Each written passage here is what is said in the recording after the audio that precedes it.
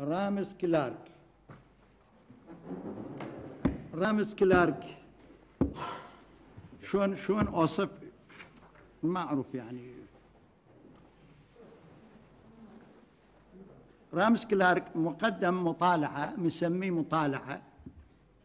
هو يسخر من نفسه بدل ما يسخر من الشعب العراقي ومن العدالة.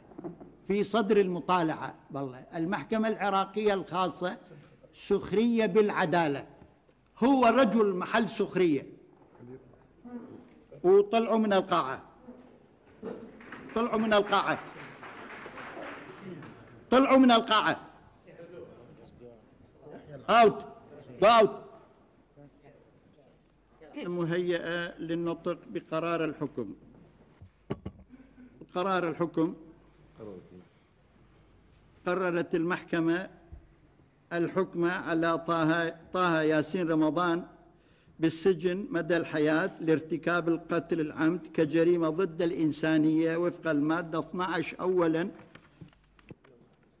نتيجة تدقيق أوراق القضية والمحاضر والجلسات. وقررت المحكمة الحكم على المدان عواد حمد البندر بالإعدام شنقا حتى الموت لارتكابه قتل العمد كجريمة ضد الإنسانية. قررت المحكمة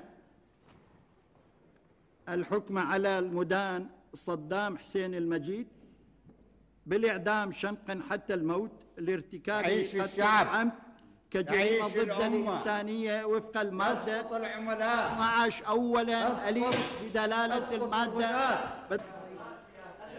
صيحوا المتهم برزان إبراهيم.